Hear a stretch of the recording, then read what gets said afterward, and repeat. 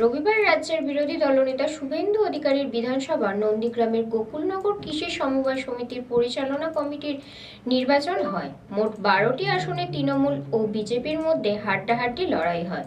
9টি আসনে জয়লাভ করে বিজেপি। জয়ের পর গেরুয়া আবির উড়িয়ে উল্লাসে মেতে ওঠেন বিজেপির নেতাকর্মীরা।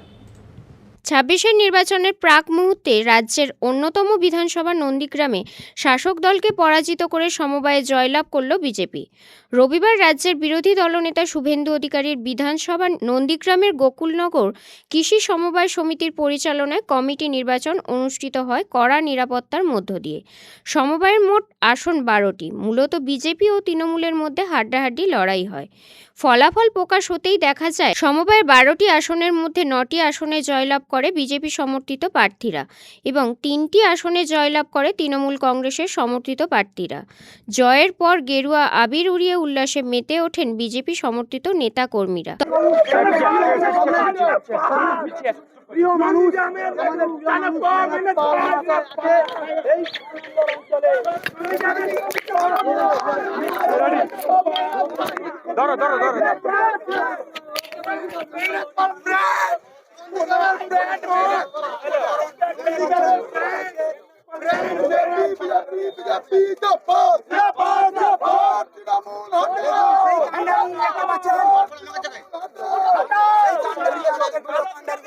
সেই গোকুলনগরে সেই অসৎকরণ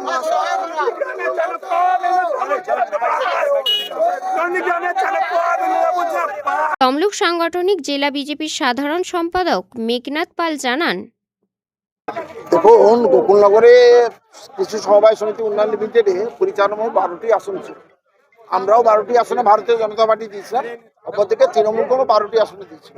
আমরা 9-3 ব্যবধানে জয়লাভ করেছি ভারতীয় জনতা পার্টি। শিমলকুণ্ডু পাটে 3টি আসন ছিল, ওইখানে তাই হয়ে যায় 3টি আসনে। ওখানে টসে তৃণমূল পার্টি 2টি আসন পেয়েছে, আর একটাই কেবলমাত্র ওরা সরাসরি ভোটের ব্যবধানে জিতেছে। এই হচ্ছে রেজাল্টটাই। ওরা 3টে পেয়েছে, 3টের মধ্যে 2টো টসে পেয়েছে আর একটা সরাসরি তারা জিতেছে। এই জয়টা ভারতীয় জনতা পার্টির মানুষের জয়, শুভেন্দু অধিকারী জয়, বিজেপি। কোনো জায়গায় কোনো গোষ্ঠী কন্দল আমাদের নেই। এটা তৃণমূল কংগ্রেসের রটনা করা, প্রচার করা। আমাদের সকলে যৌথভাবে কাজ করেছি, একসঙ্গে লড়াই করে এখানে ভারতীয় জনতা পার্টি আমরা 9-3 ব্যবধানে জয়লাভ করেছি। এখানে আমরা তোমরা এরকম কোনো সুনির্দিষ্ট রাজনৈতিক পরিচয় নিয়ে কেউ এখানে নির্বাচনে অংশগ্রহণ করেনি। এই গোকুলনগর সমবায় সমিতি নির্বাচনে সমবায়ীরা তাদের 12 জন প্রতিনিধিকে বেছে নিয়েছে। তার মধ্যে 2টো প্যানেলের লড়াই হয়েছিল। একটা প্যানেল পেয়েছে 9 জন আর একটা প্যানেল পেয়েছে 3 জন। আমরা মনে করছি না এখানে কোনো রাজনৈতিক লড়াই হয়েছিল। তবে হ্যাঁ, এটুকু বলতে পারি, বিজেপি যে প্যানেলকে সমর্থন করেছে সেই প্যানেলের সমর্থনে তারা গত 1 সপ্তাহ ধরে যে বাইক বাহিনী পুরো এলাকা জুড়ে সন্ত্রাস চালিয়েছে, প্রচুর অর্থ বিলিয়েছে এবং টাকার কাছে কিছু মানুষের ভোটাধিকার বিক্রি হয়ে গেছে। রঞ্জন মাইতির রিপোর্ট, খবর BCBS।